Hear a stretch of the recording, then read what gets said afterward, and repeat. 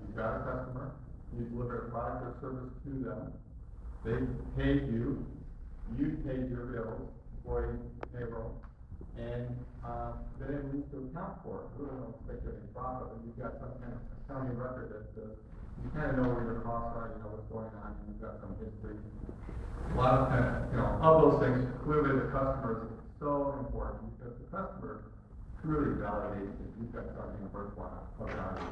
They validate the value proposition, and when a company is pre-customer or different customers, it makes it very hard to assess if that's a real business. I mean, the good news is you've all got businesses you started. I applaud that because I think that's a great way to go.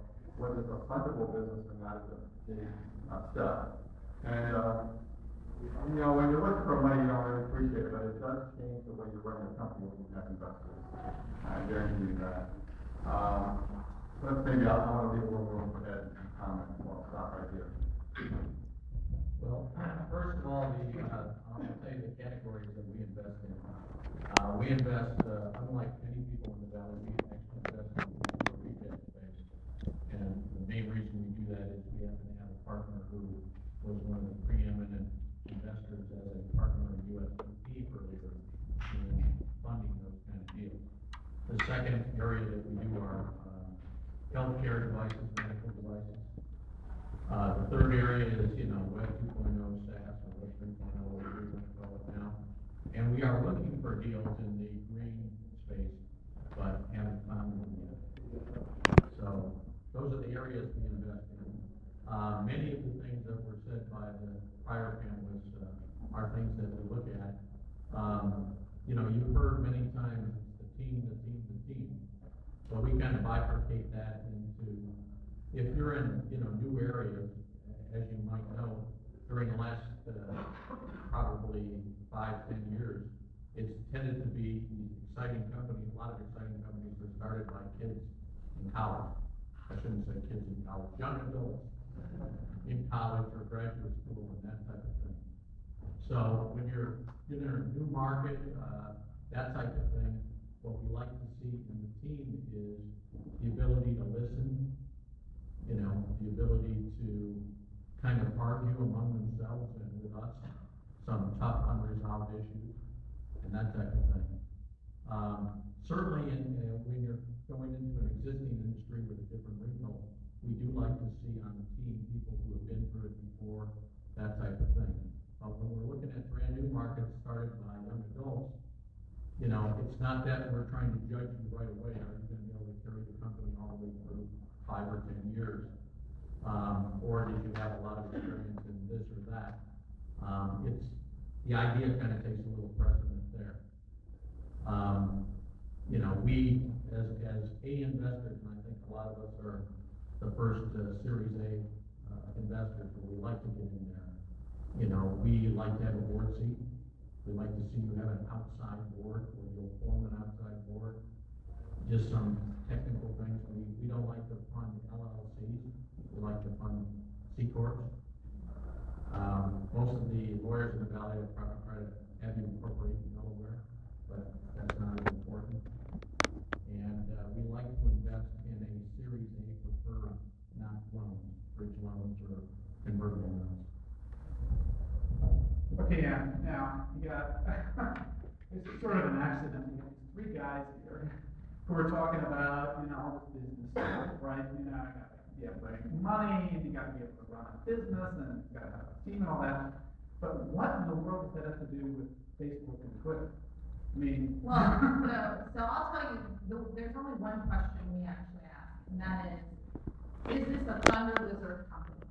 And when we say Thunder Lizard, it comes from the imagery of Godzilla, right? Godzilla was hatched from radioactive atomic eggs.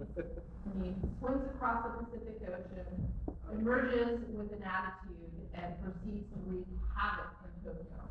And so that's basically what we're looking for. And if you translate that into an entrepreneur, we're looking for someone who's truly visionary, who is going after a spectacular market and with unbelievable ambitions.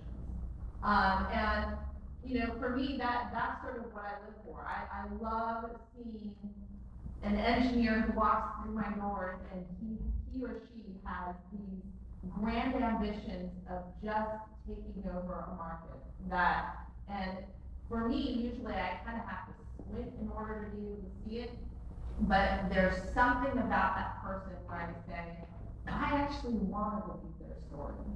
And that's the point where I emotionally get charged about funding that company. For a lot of us, I did a study going back into the venture capital, the last landscape of the last 5 years. There's roughly 1,500 venture-backed IT companies in any given year that get formed. And out of those, 80 achieve a valuation of an exit valuation of $50 million or greater. But only 8 achieve $750 million or greater. And those are what I call the thunder lizard or legendary companies. And it's very difficult to perceive that at the seed stage, mostly because the business plan that you're presenting is not the business plan that we'll see in the future. And so what I want to be able to see from that entrepreneur is the ability to experiment and pivot. And that means understanding what the business model is, and it's a lot of what everyone has said so far. Understanding what the business model is, understanding cost structure, what you're doing, but then being able to take a step back and say, this isn't working. And then, well, what do I need to do?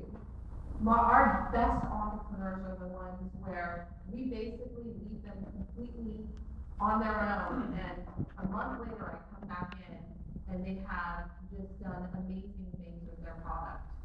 And those are the types of people who are going forward and creating deals, business development deals that we never thought we would be able to do, changing their business model at the very end. So Chegg is this company that's a textbook rental company. They went from, I believe, $0 in revenue at the end of 2007, almost running out of money, to I think almost $50 million in revenue this last year.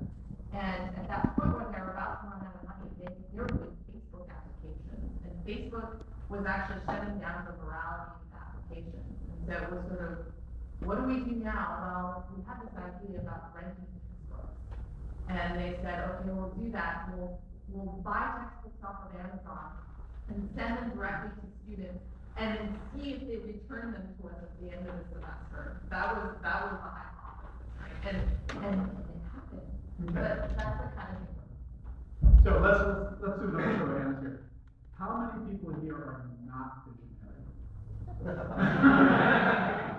Okay, might as well filter through everything. And how many here are you? How many people here have business models that are kind of uninteresting, not very good?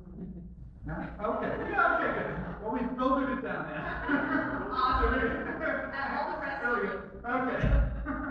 So, okay, I'm sorry, I'm just teasing here, but to clarify, following up on this conversation, so we have some of the basic principles of what you guys look for, but help the audience here understand what's the difference between going after angel money and going after venture capital from an institutional venture investor.